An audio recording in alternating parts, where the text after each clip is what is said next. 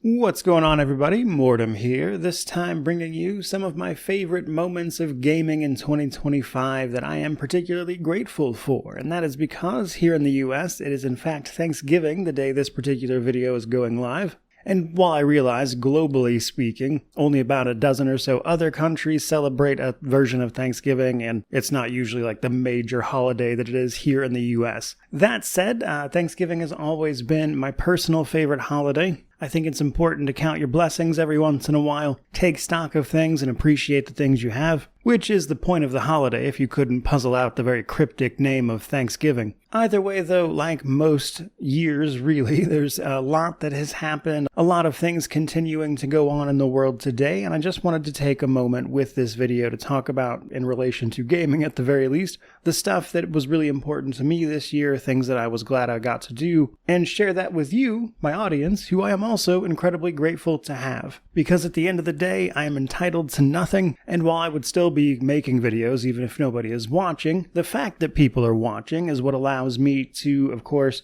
do this as a full-time gig, which allowed me to be home while my son was growing up before he started school not all that long ago. Which is to say, I've got a lot to be grateful for. And as mentioned, with that in mind, I want to talk about some of the games and experiences I've had this year that meant a lot to me because I got to share them with you guys. So, with all of that out of the way, let's go ahead and actually dive fully into this thing. Kicking it off with experiencing the end of Henry's story in Kingdom Come Deliverance 2. Now, this is an interesting one because the channel has been around long enough and I've been doing so much stuff that it's fairly easy to overlook some things. Like, for instance, the fact that a lot of people may not realize this, but like the 5th most watched video on the channel is my review for Kingdom Come Deliverance 1. I spent a lot of time on it, and I enjoyed that game a lot, and as such, I was very much so looking forward to the second title. But one of the main things to know about Kingdom Come Deliverance 1 is the fact that it ends pretty rough, actually. The ending of that game is not great because it resolves almost nothing, leaves almost everything on a cliffhanger, and it was a bit of a bummer to, after spending all of that time making Henry into somebody beyond a useless peasant, that all of that effort didn't actually get a ending that felt appropriate, at least. And yet, in spite of that, it looks like they were saving it all up for the second entry because that is exactly what it provides us and the thing I want to talk about here, which is the ending of that narrative arc for the second game. So I think at a basic level, there's a lot about Henry's story that is easily relatable, which is why it speaks to so many people. You know, I'm sure we've all been in the position that our silver mining town gets raided by foreign invaders, and then you go on a revenge training montage and lead the charge against them over the course of several games. Very common occurrences. But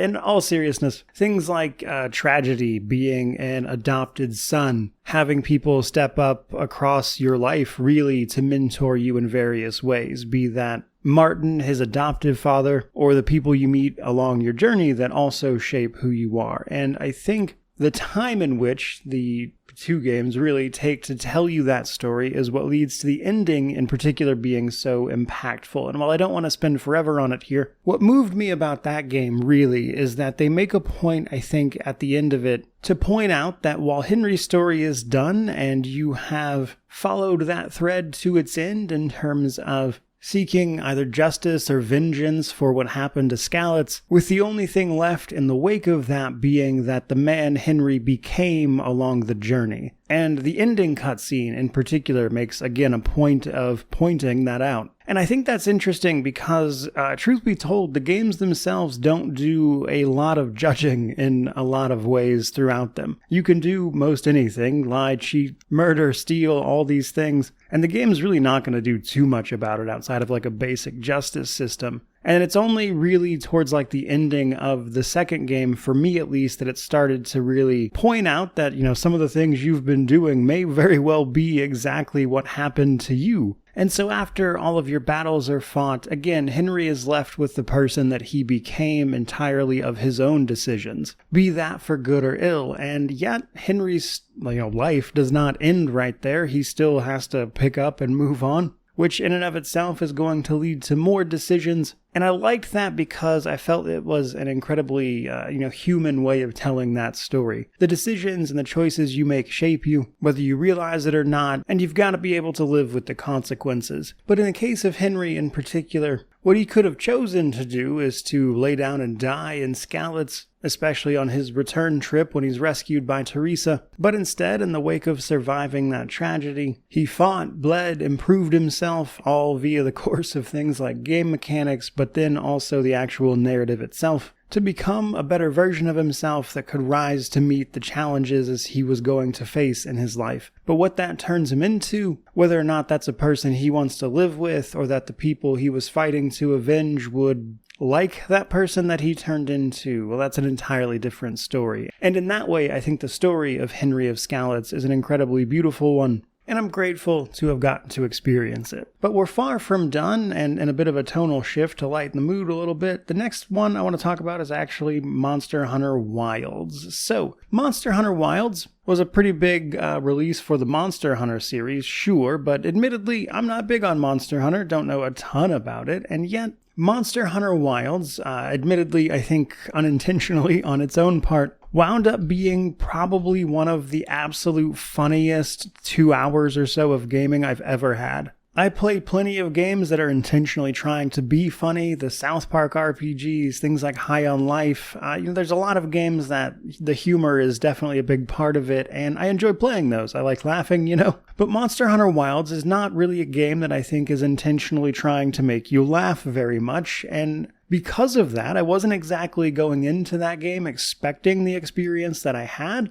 And that experience was laughing hysterically at how nonsensical the first couple hours of this game are. In fact, I only checked it out really because people were asking me about it and I didn't know much about it. And after having just a perfect couple hours with that game, after paying for it and everything, I went, it's all downhill from here. It just isn't going to get any better than this, and I'm just going to stop. So why is that? Well, it's a lot of little things that are, again, I think unintentional. So for starters, you get these little Palico guys, I think they're called, the little cat dudes. I named my guy Pofficer Socks, which was really funny to me, though kind of dumb overall. But that got a good laugh out of me. But then when the game gets going, you find out that you're supposed to be heading to these super unexplored lands. But then it turns out that there's 2 fully established tribes that you meet within minutes of each other. So clearly it's not that uninhabited or hard to find this place. And then on top of that, as the game starts,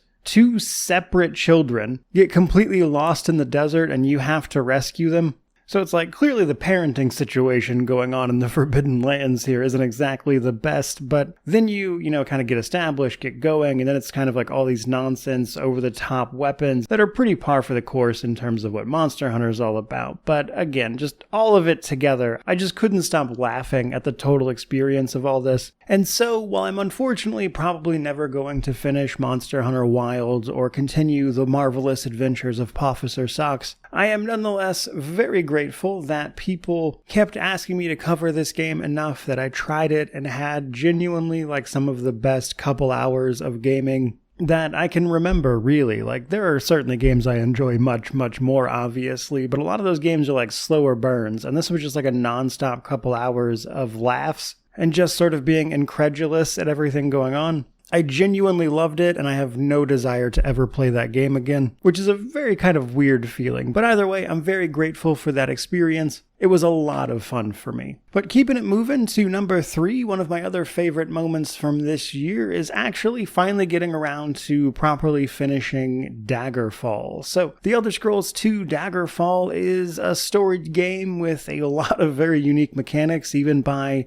the standards of its own franchise. It's a legendary title in some ways, and while obviously visually very dated, a lot of it holds up surprisingly well, especially if you're playing through Daggerfall Unity. And while I'm actually pretty positive you've heard many things about Daggerfall, or you have your own opinions simply by looking at the gameplay footage, but what you may not expect, and what I don't think gets talked about enough for Daggerfall, is how good the main story is. It's not, I would say, told particularly well, if that makes sense. I think the medium of the game mechanics at the time were certainly a little lacking. I also think the way a lot of the story is easy to miss and lock yourself out of is frustrating. And I think that's a lot of the reason why people don't talk about it so much, but if you more than likely follow a guide to get through all of the main story and see it to its end, it's actually like this really compelling political drama between all of these different noble houses and stuff of the Iliac Bay. There's a bunch of like unreliable narrator stuff about trying to figure out like who's lying to you, who isn't, all while you're trying to also investigate the curse that has befallen the late king of Daggerfall, Lysandus. And if you're willing to put in the effort to see it to its end, it is again a really good story. In fact, of the Elder Scrolls games, I would say Morrowind was the only one I liked more than this personally. So just on that alone, getting to experience that story and find out how much I enjoyed it was a great experience. But it's also probably worth a mention that I just love making characters in Daggerfall. Like the character creation system, while obviously visually not very impressive, it just allows you to get so incredibly granular with like how you're building characters and what weaknesses and stuff that you have them take on versus what strengths they have. Being able to assign a character like forbidden materials or critical weaknesses to certain things is just a really fun way of building hyper-specific characters that I think something that's more akin to like a fantasy simulation like Daggerfall really nails. So that was also a really great part of it. And I guess just kind of broadly for this one, being able to have built up a community that is interested enough in that type of content that I can play a game from 1996 and make content for it that actually does really well and that people wanted to watch, that kind of thing, was just a great experience for me personally, just all around. I really had a blast reviewing that game. And it was just a lot of fun to share that experience with you guys along the way. Speaking of sharing the experience, second to the end here, we have one that I imagine at least a few people would have guessed from clicking on a video like this from me, which is that this year, actually, my ultimate run for Pillars of Eternity 2 Deadfire got verified, officially speaking, which made me the 15th person in the 6 years that challenge has existed to have officially completed it, which is a lot of words, but basically it's a super hard challenge that I managed to successfully complete. They send you like a patch and everything, that is to say Obsidian, the developers. And then I visited their studio in the beginning of October to cover the Outer Worlds 2, actually, but I also got the chance while I was there to talk to several of the devs about completing the Ultimate, which was also just a really cool experience. But let's back up a little bit, as I imagine some people might still be wondering what it is. So basically, in CRPGs, the ultimate for Pillars of Eternity 2 Deadfire is like the white whale of gaming challenges. It is insanely hard. That's why there's only been 15 official completions in 6 years. I've made videos covering like every single thing you have to do for it, but the long and short of it is you have to play the game solo, basically naked. Bosses can one-shot you. You're up against a time limit. Certain animals and stuff will have like random effects. You also have to babysit this kid that comes with you, and if they die, the game's over. And basically, it's just like an insane list of restrictions you have to figure out how to beat the game with. And also, it's an Iron Man challenge in the sense that if you die, that you have to start over completely. Now, in order to get it officially verified, you have to take the game completion save file as well as the full video recording of your run and send it off to Obsidian, where they go through it and verify it. And while the first 12 people got their name on a plaque that is in Obsidian's lobby, 13th through a potential 50th get sent a letter with a patch that the first 12 also got. I have the patch hanging on my wall, in fact, and if you're interested in hearing like more about the challenge, or better yet, watching me do it in some capacity at least, like not commentated mind you, but all of the video footage, I made a video series that is commentated going over like exactly how to approach the challenge, what I was doing when, why I was doing certain things, that kind of thing. That playlist exists on the channel. That playlist should also link to the full like unedited video recordings over on a second channel. I didn't want to upload all the just raw video files here. So there's all that information if you want to go see even more about it. But the long and short of it is that challenge is insanely hard. I am incredibly proud to have done it, and getting to sit here and play and review video games for a living has really the only thing that even gave me the opportunity to have the time to approach and do something like that, which actually we're coming up on the year anniversary of. I finished that run in December of 2024, as believe it or not, December specifically is very slow for actual game releases. Everything releases towards the beginning of the month, if at all. And then over the course of like the Christmas and New Year's break, there's just nothing going on in terms of video game content creation, in terms of like new releases. So you can kind of focus on other projects, and trying to beat the Ultimate is what I spent that on. And obviously that was successful. But either way, basically, I'm just grateful for the time and opportunity that this job afforded me to try to do that. And then all in all, obviously that was just like this huge moment for me personally. Easily one of the best of this year for me. And yet there is actually one more that takes the cake, and that is experiencing Oblivion Remastered. So this is a bit of a personal one, as are all of these, but this one probably more so, because about a year before Oblivion Remastered released, I reviewed the original Oblivion. However, that was not the first time I had played it. I have an extensive history with the Elder Scrolls Oblivion, which I detailed quite a bit of in that review for the original one. And while I don't want to get into all of it here, suffice to say that I have, as much as I love that game, a lot of very painful memories tied to it. And one of the reasons I was reviewing the older version back then was because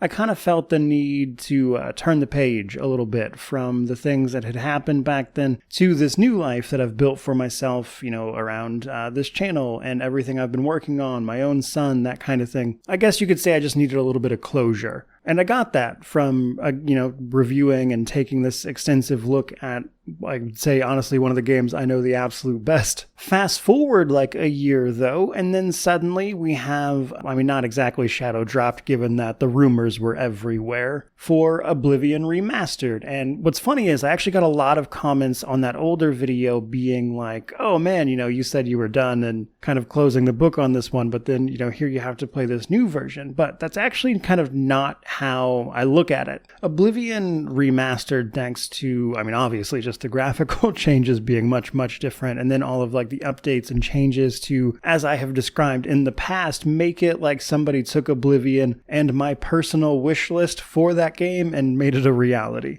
Oblivion Remastered is exactly what I would have wanted and done with Oblivion, so much so that I made a video like a month or two before the release of Oblivion Remastered talking about what I would want from a hypothetical remake or remaster, whatever. And several of the things in that video are in fact what they did. But either way, Oblivion Remastered and the original Oblivion became sort of like this weird demarcation point for my own life in some ways, where like I have all these painful memories and stuff tied to that original version, even if I love it. And then you have Oblivion Remastered, which is this obviously much more graphically up to date, but also mechanically improved game. All of the other tiny little things they did that made it a really fun game to actually experience even these days, technical problems aside. And having this new and improved version of the game to play now that I had kind of closed the chapter of my life that the original belonged to just felt like this wonderful turn of the page for me in particular. And I spent the release day of Oblivion Remastered playing the game, obviously, but I ordered a pizza, spent some time just hanging, playing this game, vibing with one of my favorites of all time. And while that's not a particularly grand experience in and of itself, what it allowed me to do, metaphorically speaking, was reach back about almost 2 decades and tell the homeless 15-year-old version of myself that not only are you going to make it out of this, but that life will be more than you ever dreamed of. And for that,